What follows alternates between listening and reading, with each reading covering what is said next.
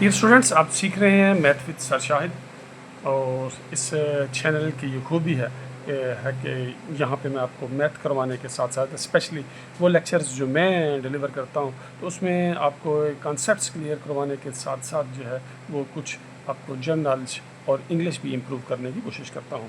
तो ये भी एक टेक्निक है कि जब हम कुछ इंपॉर्टेंट क्वेश्चन सोल्व करते हैं तो फिर हम उसके एंड पे उस क्वेश्चन के सभी एलिमेंट्स की पैरेलल स्टडी जो है वो भी मैं आपके साथ शेयर करता हूँ, पैरेलल स्टडी करवाता हूँ आपको, ताकि आप एट ए टाइम सभी एलिमेंट्स को देखें और फिर आपका कॉन्सेप्ट और ज़्यादा क्लियर हो जाएगा किस एलिमेंट में क्या हुआ था, कैसे किया था।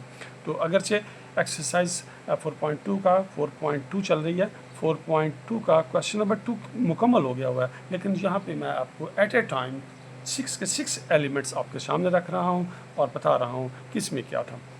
एलिमेंट नंबर 1 और 2 जो है वो सेम है। इसमें यहाँ पे x + 1 x2 3 4 यहाँ पे हम इनका टोटल जो है रीअरेंज करते हैं और दो टर्म्स को एक जैसा बनाने के लिए हम टोटल जो है वो उसको मलहूज़ ख़ातर रखते हैं, क्योंकि एंड पे हमारे पास क्या मौजूद है, एक कांस्टेंट है। जब एंड पे कांस्टेंट है तो आप टोटल चेक कीजिएगा, जिन दो पेयर्स का टोटल सेम हो आप उनको एक दूसरे के साथ लिख के मल्टीप्लाई कर देंगे। इन दोनों क्वेश्चंस में ये है। तो फर्स्ट ऑफ ऑल तो आपने इनको रीअरेंज करना है जी, रीअरेंज करना है। फिर उसके बाद आपने रीअरेंज करने के बाद आप इनको मल्टीप्लाई करेंगे, इनका प्रोडक्ट फाइंड आउट करेंगे। प्रोडक्ट फाइंड आउट करने के बाद तीसरे स्टेप में आप y को इंट्रोड्यूस करवाएंगे। नंबर 4 पे आप जो है इनकी मिडल टर्म जो है, मिडल जो टर्म है उसे आप ब्रेक करेंगे और फिर एंड पे y को रिमूव करके उसकी असल वैल्यू लिख देंगे। तो एलिमेंट नंबर 1 और 2 सेम है। यहाँ पे आपको रीअरेंज ज़रूर करना है, लेकिन टोटल को सामने रखते हुए। जब हम एलिमेंट नंबर 3 की तरफ जाते हैं तो ये आपको कंपैरेटिवली इजी क्वेश्चन हो जाता है कि आप देखते हैं कि यहाँ पे फर्स्ट और सेकंड टर्म दोनों क्वेश्चंस में इसमें एलिमेंट नंबर 3 में भी और एलिमेंट नंबर 4 में भी आपको सेम नज़र आती है। तो लिहाजा आपको रीअरेंज करने की ज़रूरत नहीं है, आप यहाँ से ही स्टार्ट कर देंगे कि आप y को इंट्रोड्यूस करवाएंगे। y की जगह आया आप 2x की 2 + 7x की जगह y लिखेंगे। फिर इनको आप प्रोडक्ट फाइंड आउट करेंगे जी, इनका प्रोडक्ट फाइंड आउट करेंगे। फिर आप इनकी मिडल टर्म जो है प्रोडक्ट फाइंड आउट करने के बाद आप y को या आप इनकी मिडल टर्म जो है वो ब्रेक करेंगे और एंड पे फिर आप y को रिमूव करके उसकी वैल्यू लिख देंगे। तो एलिमेंट नंबर 3 और 4 जो हैं इस लिहाज से एक जैसे हैं। लेकिन जब हम एलिमेंट नंबर 5 की तरफ बढ़ते हैं तो यहाँ पे हम कोई भी इनका सीक्वेंस ले लें तो उनका टोटल जो है टोटल वो सेम नहीं आता। लिहाजा हम जो है इसके प्रोडक्ट की तरफ बढ़ते हैं, यानी वो दोनों वो पेयर्स बनाएंगे कि जिनके प्रोडक्ट उनके कांस्टेंट्स के प्रोडक्ट्स जो है वो सेम आ जाए। क्योंकि बहरसूरत हमारा जो टारगेट था वो ये था कि 3 टर्मों में से कोई 2 टर्म जो है वो सेम आ जाए। लिहाजा यहाँ आप देखिए x + 1 के साथ आप क्या गेस करते हैं, किसको आप जो है वो लिखेंगे, 6 के साथ लिखेंगे। तो 1 6 आर 6 होता है और 3 2 आर 6 होता है। बकाया इसके पार्ट जो हैं वो इन क्वेश्चन जैसे ही हैं। लेकिन जब हम एलिमेंट नंबर 6 की तरफ बढ़ते हैं तो यहाँ पे थोड़ा सा मुख्तलिफ आता है। एक तो फर्स्ट ऑफ ऑल आपने अपने टीचर से क्लैरिफाई कर लेना है, क्लैरिफिकेशन ले लेनी है कि -16x की 2 है या 13x की 2 है। प्लस काम यहाँ पे भी प्रोडक्ट ही करेगा। कौन सा आप देखें, इसके साथ लिखेंगे जी, आप लिखेंगे x + 1 के साथ x + 2 लिखिएगा, x - 1 के साथ x - 2 लिखेंगे तो इनका प्रोडक्ट जो है वो सेम आ जाएगा, आप y करेंगे। लेकिन यहाँ पे एंड पे आपको जहन में रहना है कि जब आप मल्टीप्लाई करेंगे तो मिडल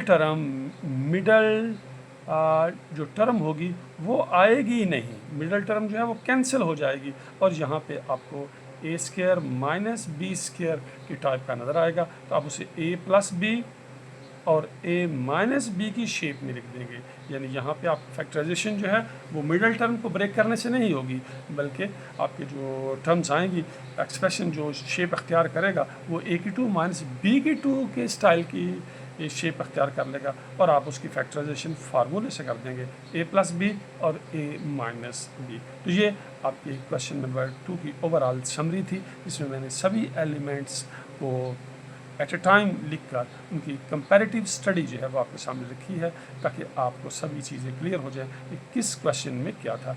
एनी हो, वो कहते हैं practice makes a man perfect, practice makes a man perfect. तो आप जब प्रैक्टिस करेंगे 2-3 मरतबा तो आपको ये एक्सरसाइज जो है 4.2 का क्वेश्चन नंबर 2, जो कि लॉन्ग क्वेश्चंस के लिए वेरी इंपॉर्टेंट होने जा रहा है, आपको इस पर ग्रिप हो जाएगी। तो अब स्टूडेंट्स, अब हम जनरल नॉलेज की तरफ बढ़ते हैं। मेरी ख्वाहिश होती है कि स्टूडेंट्स की इंग्लिश भी इम्प्रूव हो जाए और वो जनरल नॉलेज का भी नॉलेज रखते हों, वो सिर्फ बुकिश स्टूडेंट्स नहीं हो, बुकिश किताबी कीड़े ही नहीं हो, बल्कि उन्हें हकीकी ज़िंदगी का नॉलेज भी उनके पास मौजूद हो। तो अप एंड डाउन दो टर्म्स हैं, आप ऊपर को कहते हैं, डाउन नीचे कहते हैं। तो रेलवे, पाकिस्तान रेलवे, अगर आपको कभी ट्रेन से सफ़र करने का इत्तेफाक हुआ हो तो ट्रेन का सफ़र ज़बरदस्त सफ़र है, तो उसमें ये टर्म इस्तेमाल की जाती है, अप एंड डाउन।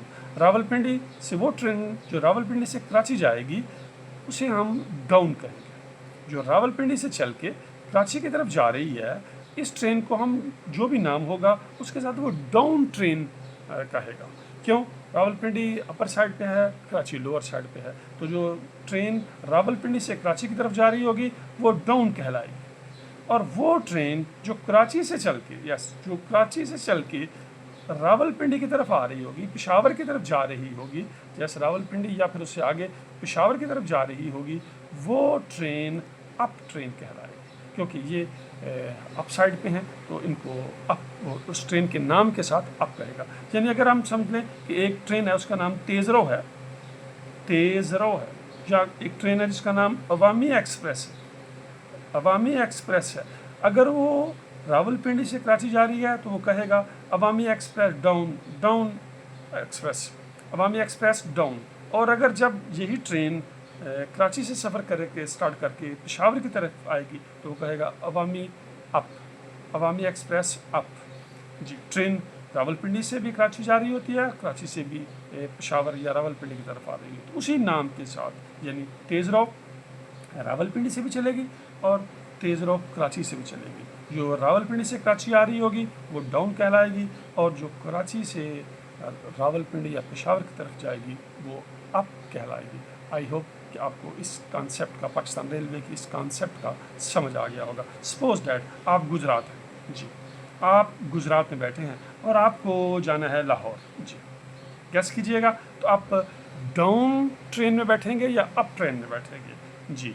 आप अगर आप गुजरात में हैं और लाहौर की तरफ आना चाहते हैं तो फिर आपको यकीनन डाउन में बैठना है, वो ट्रेन लेनी है जो डाउन जा रही है। लेकिन अगर आप साहिवाल में हैं, साहिवाल से आप कहाँ जाना चाहते हैं, जेहलम जाना चाहते हैं, तो फिर यकीनन आपको अप ट्रेन में बैठना होगा जी।